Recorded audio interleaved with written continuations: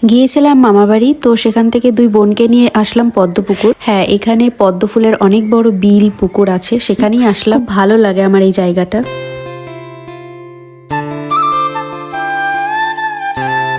কিন্তু গিয়ে দেখি এখানে একটাও পদ্ম ফুল ছিল না, মানে কুড়ি ছিল, বড় ফুল ছিল না। অন্যান্য সময় ফুল ফলও থাকে, বাট এবার আর পেলাম না।